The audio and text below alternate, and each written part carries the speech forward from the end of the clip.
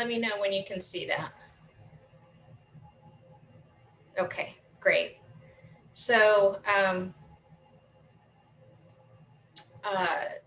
as Leilani mentioned, this is our workshop for businesses and multifamilies in Daly City.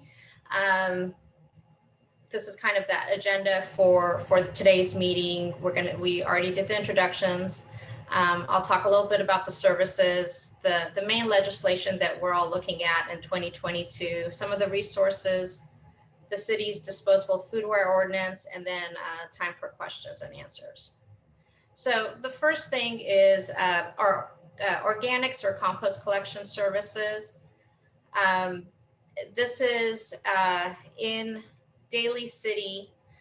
This is your either green cart or your brown metal bin, depending on whether you have this service or are looking at adding it on. And you can see the colors of the containers in the top right-hand corner above the poster images. But basically, this is for anything that is food waste, yard waste, or food soil paper containers like pizza boxes, takeout containers, paper plates, wax board, and wax cardboard, and those kinds of things. And the main reason why we're talking about compost is the state has been working on a bill that finally got approved and finalized at the beginning of this year called Senate Bill 1383. And the reason why they're looking at this, and it's part of the state's whole look at climate and impacts on our waste that it has on the environment.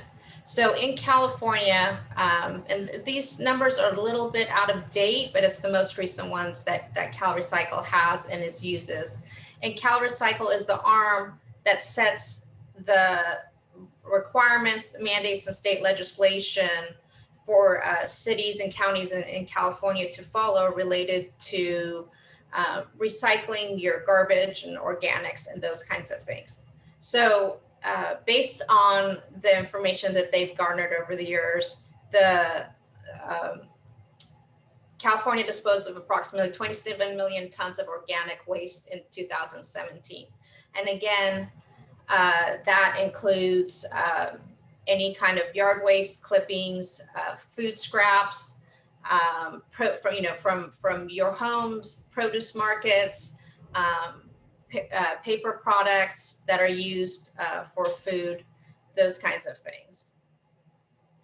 And as well as filling up our landfills with this material, it is a significant impact on our climate. And when the organic material, the food waste and those kinds of things break down, they produce what is known as methane gas, which is a much more powerful CO2 and negatively affects our climate. And a lot of climate change has been blamed or set on based on methane gas production. So with SB 1383, there's a couple of requirements and kind of where we are in the timeline of this legislation. So SB 1383 requirements required by 2020, which we've already passed, and the pandemic created some challenges and issues, not just in the day-to-day lives, but things related to these legislations that the state had in the works for quite a while. So they wanted to see 50% reduction in landfill organic waste. And again, organic waste means anything that can naturally biodegrade. So food waste, yard waste, food, soil, paper products.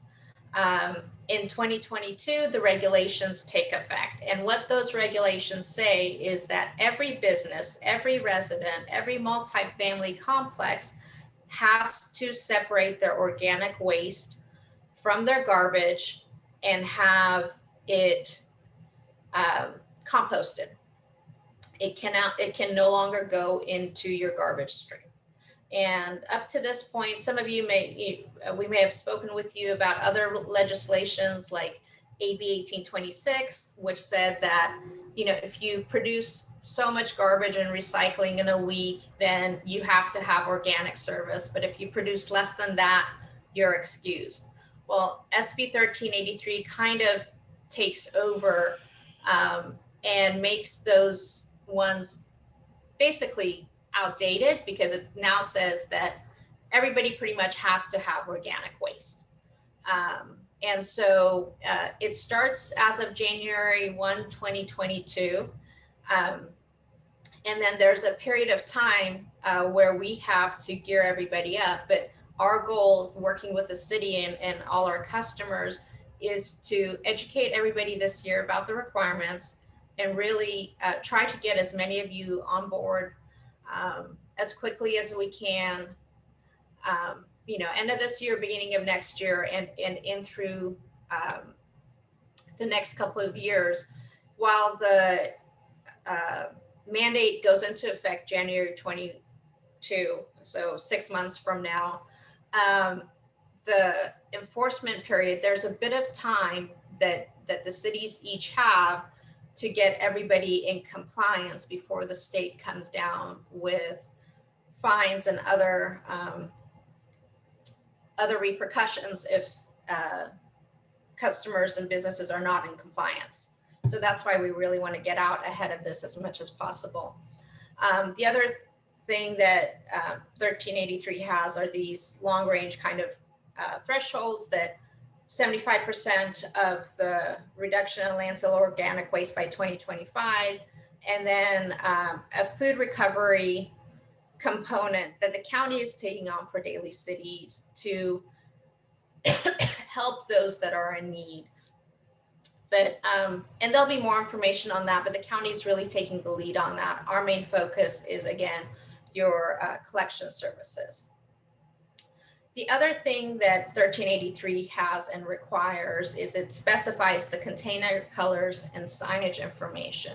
So right now, if you have carts in Daly City, let me see if I can go back to, I should have had them in here. I don't, I apologize. So carts are the right colors. Dark gray is garbage, blue is recycling, and green is organics or compost. But our metal containers are a bit different. Blue is garbage, green is recycling, and brown is compost.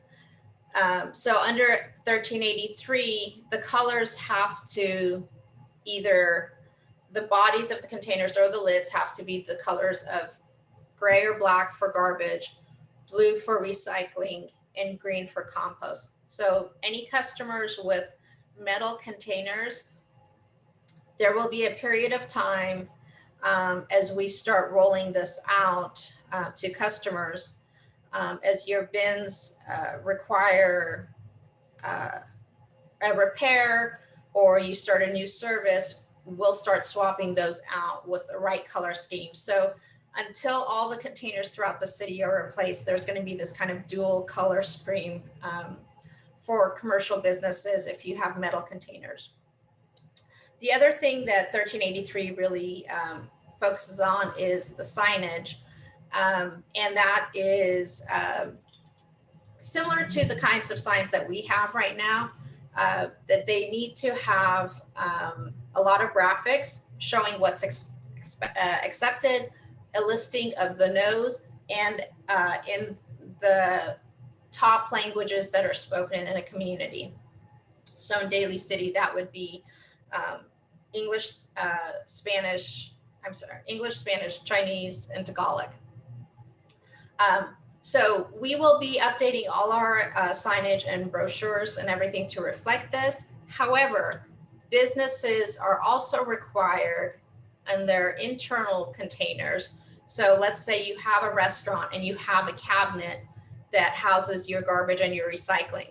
You will now have to have garbage recycling and organics. And if it's a cabinet and it matches your store's or your restaurant's color scheme, you don't have to follow the colors, but the signage that goes outside on the door of that cabinet where your containers are stored for the public to access has to be in compliance with the state's sign requirements. So, and we will be helping you develop all of that, but we just want to make sure that people are aware. If you're in the process of redoing your existing space or place of business, please reach out to us in advance, and we can try to get, help get this set in place before you invest in something that may need to get changed 6 months later. Contamination in our world means putting things that don't belong in that container. And so in a compost bin, that would be recyclables. So, metals, plastics, glass, that sort of thing doesn't belong in organics, just like food waste doesn't belong in your recycling. And so we're going to be required by this mandate to audit containers annually to make sure that the contamination stays below a certain threshold. There's also extensive food reporting requirements that we'll be doing with the city, food recovery, and a lot more. It's taken the state approximately 4 years to get this legislation finalized. So as you can imagine, 4 years with lots of cooks in the kitchen, it is a pretty thick mandate. And so we are trying to break it down and simplify it as much as possible to make compliance with it as easy as possible for everybody. So we're here, myself and my team of recycling coordinators will be doing waste audits.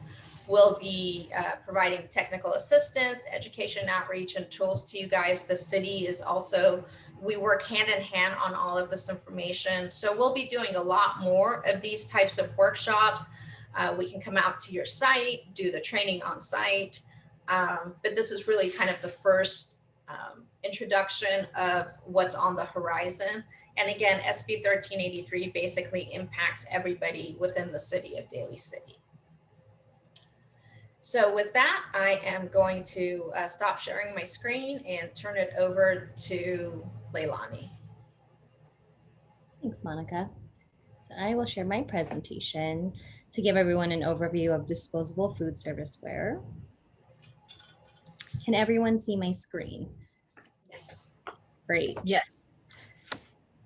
So I'll briefly provide an overview of a county-led initiative aimed at reducing the use of plastic disposable food serviceware in Daly City. I look forward to your input as it relates to our business community. So let's begin with defining disposable food serviceware. Disposable food serviceware refers to one-time use items associated with food, such as bowls, plates, clamshells, and other to-go boxes, utensils, cups, and the related accessories, including straws, napkins, condiment packets, and cocktail picks. A lot of these items are also known as single-use and are often made of plastics. Since 2018, San Mateo County has been leading its latest initiative to expand the ban on disposable food serviceware beyond the current polystyrene ban to include more single-use plastics. The objectives of the ordinance are threefold. First, reduce waste that's both generated and sent to the landfill by one, eliminating the unnecessary distribution and use of disposable food serviceware that is not reusable or compostable, and two, reducing waste at its source. Second, improve the health and safety of Daly City residents and the greater San Mateo County community by eliminating disposable food serviceware that is harmful. Third, help the city meet its municipal regional stormwater permit requirement. By July 2022, the city is required by the state to ensure that trash and litter, which are largely made up of disposable food serviceware, are not ending up in our stormwater. This ordinance will be an important tool for the city to keep harmful materials out of our natural environment. The ordinance will impact all food facilities located in Daly City. Food facilities are defined as any entity that provides prepared food for public consumption. Prepared food is food that undergoes some type of on-site preparation, whether it's cooking, heating, blending, mixing, or portioning. Some examples of food facilities include restaurants, food trucks, private schools, catering operations, and vendors at farmers markets. Impacted items include a variety of large foodware such as plates, bowls, cups, food trays, and clamshells, to name a few. It will also impact specific food accessories. So accessories that are small or the smaller side items like straws, stirrers, utensils, cocktail picks that usually accompany food and beverages that we consume. For these items that I just mentioned, they will not be allowed to be made of traditional plastics or compostable plastics as shown on the screen, since the materials are confused by the public and not properly sorted, resulting in these items going to landfill or ending up as litter. Instead, acceptable alternatives will be items made from natural fiber. Natural fiber includes items made from paper, sugarcane, wheat stalk, bamboo, wood, and hay, such as those pictured on the green tray. And you can see these natural fiber-based items are easily distinguishable from their plastic counterparts on the previous slide. They have to be free of toxic chemicals called fluorinated chemicals, which are used to make the container water and grease proof. Acceptable items will have the BPI logo on the packaging or on the item itself, as you can see on the cup on the screen. The county prepared a list of approved disposable food serviceware sources and references for our food facilities to use to select items that will be in compliance with the ordinance. While the county's model ordinance does not include a requirement for food facilities to implement reusable food serviceware, the county's campaign for a plastic-free future encourages reusables for dine-in and takeout instead of disposable foodware. Reusable foodware reduces waste because it's not thrown in the trash after just one use, and it reduces litter from plastic packaging. As such, staff is going to seek council's direction to see if they would like to go beyond the county's model ordinance and include reusables to be mandated in the city's ordinance. While a significant part of the ordinance focuses on changing the type of item that's used, it's important for jurisdictions to keep exploring opportunities to reduce waste at its source. With that in mind, the proposed ordinance includes requirements that impact how accessories are distributed by food facilities, since accessories make up a large portion of litter that end up on our streets and in our pathways, bay, ocean, and beaches. For instance, accessories will be distributed only when they are needed by the customer, specifically one, when requested by the consumer, 2, when the consumer accepts an offer by the food facility, and 3, at self-serve stations and dispensers. The cost to switch to natural fiber-based foodware and accessories ranges from 1 cent to 27 cents more per item, depending on type, size, and material. It is important to note that the cost of these items have come down significantly over the past couple of years, since more and more vendors are making the switch to more environmentally friendly foodware. We anticipate costs will continue to decrease as manufacturers increase. These small cost differences between petroleum-based plastics and fiber-based compostable food serviceware are minimal when compared to the cost of plastic pollution to the environment, to wildlife, and to our own health. These costs to society are not accounted for with the use of plastics, but we all pay the price. The county has been working diligently to prepare and gather extensive resources for businesses.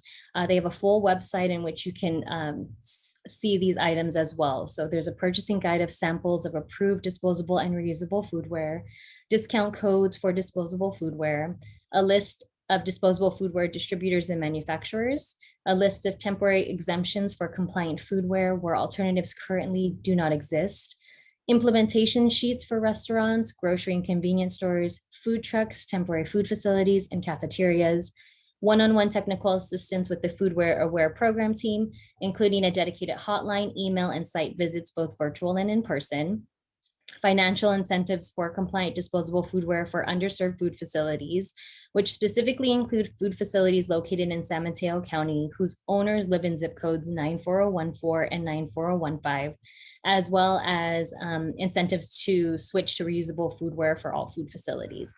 Limited funding is available up to $300 on a first-come, first-served basis.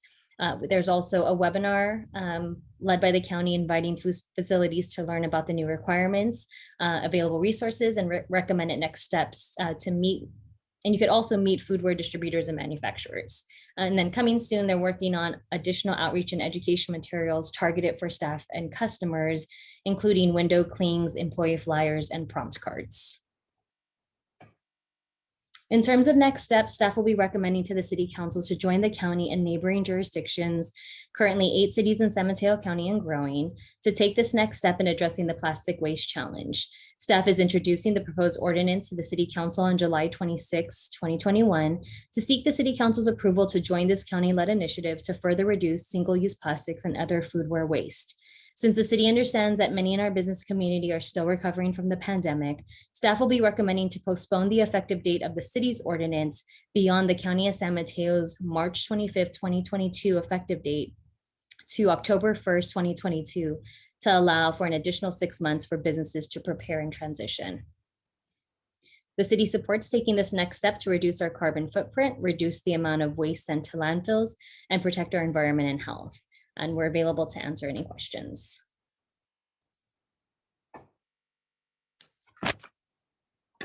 That concludes my presentation. And now we're open for any questions and we can help provide answers. May I ask a question? Hi, Teresa. Hi, everybody. First of all, thank you so much for this this workshop. It's huge. It's huge. It's important. It's something that I've been worried about for a while here at Duggan's. We currently do not have our reception rooms open, but we are planning on opening them. And our biggest problem is when we rent the rooms, families will bring food, and some families have, traditions where they will not bring food home or anything from the funeral home. And so all of a sudden, if they have a ton of this food layout and they don't want, and they, they don't want to take it home, excuse me, sorry about that. Then what happens is they put it in our trash. And what's been happening before is, if they bring cups, if they bring plates, we have no control over the types of utensils and plates and things they bring. We have certain containers. We ask them to put the cans in there and the bottles, and they don't do it. And I can't see having our staff in the trash, sorting their trash. So part of me says, we tell them whatever you generate in garbage, you need to take it home. That was my first thought. My other thought was if they rent it, to give them a flyer that has all the rules, right? Because if they do take it home, they got to deal with it at their home, right? We're hoping they don't drive around the back and dump it in our dumpster. But that's our worry right now. We're trying to figure out, we haven't opened up the reception rooms yet. We're talking about it. We have 3. We potentially could have, I don't know how many black garbage bags full of stuff. So what would your thought be with regards to something like that? Because we're not a restaurant. We don't create the food. They bring their own. They bring their own plates and cups and everything. So what would you recommend how we would deal with this situation? I think you really hit it on the head with having a flyer that you can provide. So if your business isn't going to have a policy that requires them to take whatever they bring, and even if you do, you brought a good point up about they're still going to have to be able to sort that at home. So yes, regardless, having a piece of educational materials to provide to them, I think will be helpful, and I can definitely look into what that could look like for your business. We're already generating materials just for overall knowledge across the board in terms of proper sorting. But I can also just double check with the county on any recommendations they have as well for dealing with these types of kind of specific situations. Because like you said, you're not a food facility. So I'm going to make note and see how we can help. The other thing go ahead. I'm sorry, Monica. That's okay. The other thing that I was going to say is if they are getting the food from a local restaurant in San Mateo County, as more of these jurisdictions adopt this, they will be switching over to those items that are acceptable. So hopefully, that would take care of a lot of that. Now, if they're making it at home and they're bringing in their Costco cups or whatever, that's a whole different story. But exactly, if they get catered, then hopefully the catering is in compliance with Daly cities and as more of these jurisdictions come on. Our other problem is, again, where I say there's some traditionally people will not bring home, again, anything, flowers, anything from the funeral home, and including food. And our concern is they, you know, like I said, they may leave some for staff or whatever, here's some sandwiches or whatever, but there may be a lot of food. And when they're going to dump it, that food needs to be recycled, needs to be in the recycle bin, not the garbage bin, not the, you know, Yeah. that's the other problem. So, right. So that's where we step in and make sure that you guys are set up with organic services and your staff is trained and the signage is there. You know, so we can provide all the education and resources and, you know, hope at some point they catch on and start putting the items in the right place. So, yeah. Okay, perfect. So that's, yeah, that, and then currently we do have here, the large, when you talked about the metal containers, we have the garbage and then we have the large recycling, which we use when flowers are no longer, we put them in there. The worry would be is if we take it on and we don't have them take it home, which would be my preference. They would have less garbage if we tell them to take their garbage home, I'm sure. My question is, would we then in turn have a separate container for food, large container? I don't think we'd need a huge large one. Or would we be putting, because I was trying to follow along, would we be putting the food in where the flowers are? So we'll do a site assessment. We'll come out and figure out what will be the best solution for each location as the recycling coordinators come out and meet with you guys. So we'll figure that part out.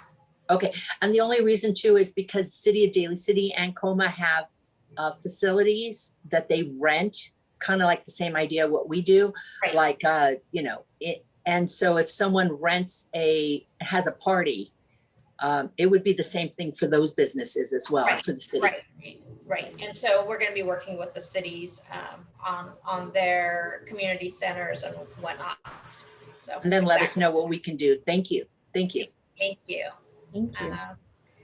Other questions? Okay.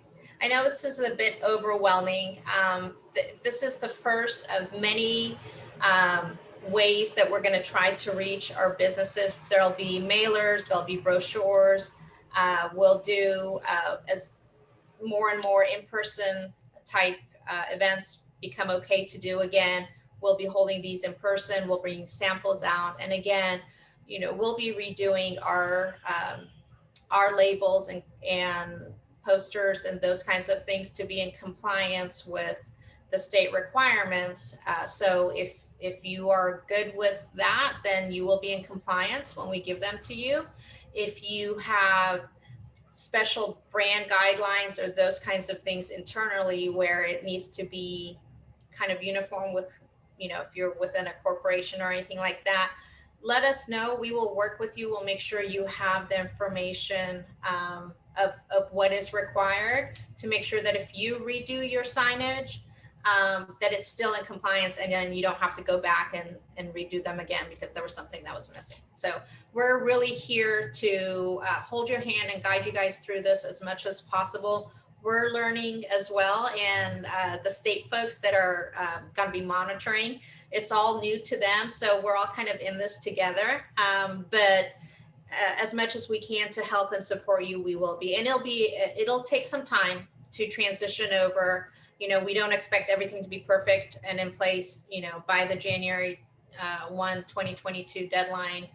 There is some grace period in that we will be taking full advantage to make sure that we are cognizant of the challenges that our businesses are facing, especially because of the pandemic, working with you, guiding you, and helping you figure out what's the most easiest way, most economical way to get these rolled out across the city. May I ask, when you say flyers, would you be doing like a generic one where, for instance, if the city or someone else is renting, or you know how some condos have a room? Because I was just thinking was exactly what you said. So when a family says we'd like to rent a room, and we can say the requirements are this type of utensils and plates and such, and this is where you can buy it. That's it. A lot of people go to Costco. Is there going to be something at Costco where Costco's going to know that they need to be having this type of plates and utensils and things, and Smart and Final and those stores? I know the county is working specifically with Costco so that those items can be made available. I'm not sure about Smart and Final, but yes, county has been leading initiatives, because if it's not available in the stores, and especially in bulk, it's another, kind of hurdle for our businesses to, make these changes. So yes, it's definitely things that the county has been working on in the background. And my other thing is, I understood that the foam containers, those shouldn't be anywhere, right? Wasn't there a law way back where we shouldn't be? I could swear I've seen those foam cups and those foam containers at some stores as well. Is that just, are they just getting away with it? Are they not supposed to be selling them? So that's already been banned, I want to say in 2012. So that's part of that polystyrene ban. And this disposable foodware is really just building upon that initial ban. So if there are, typically if the city is, notified or the county, that's when enforcement takes place, is really more on a complaint basis. We're not actively going out to restaurants and monitoring, but if we are made aware, then it's an opportunity for education with our businesses.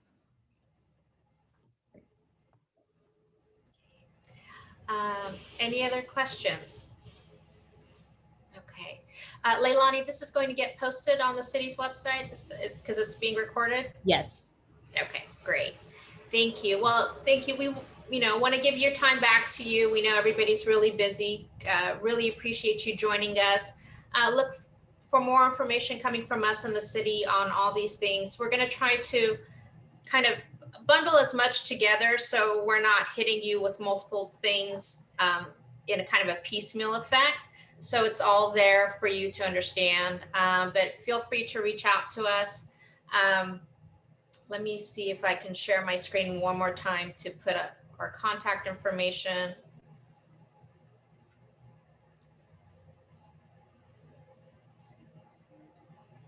So can everybody see that?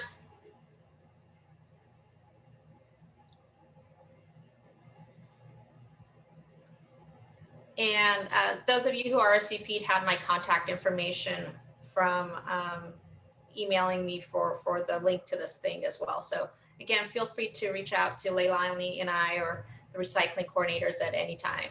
So, and I apologize, I just realized I left Vanessa off of this contact information. So Vanessa's contact is the same, her first